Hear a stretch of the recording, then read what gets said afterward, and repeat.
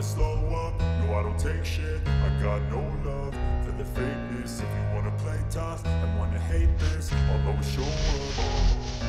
I don't ever slow up, no I don't take shit. I got no love for the fakeness. If you wanna play tough and wanna hate this, I'll always show up and make a statement. I don't ever slow up, no I don't take shit. I got no love for the fakeness.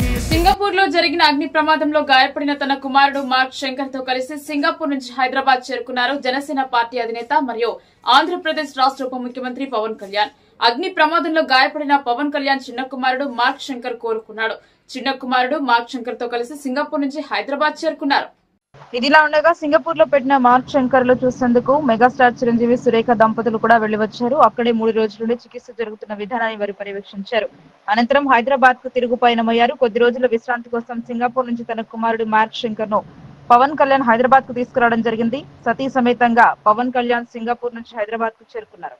Hyderabad నుంచి అమరావతికి పవన్ కళ్యాణ్ వెళ్తారు. వార్త ప్రధానమంత్రి నరేంద్ర మోడీతో పాటు 2 తెలుగు రాష్ట్రాల ముఖ్యమంత్రులు నారా చంద్రబాబు నాయుడు మరియు రేవంత్ రెడ్డి, ఏపీ మాజీ ముఖ్యమంత్రి జగన్మోహన్ రెడ్డి వంటి ప్రముఖులు కూడా పవన్ కళ్యాణ్ కు ఫోన్లు చేసి పరామర్శించడం జరిగింది.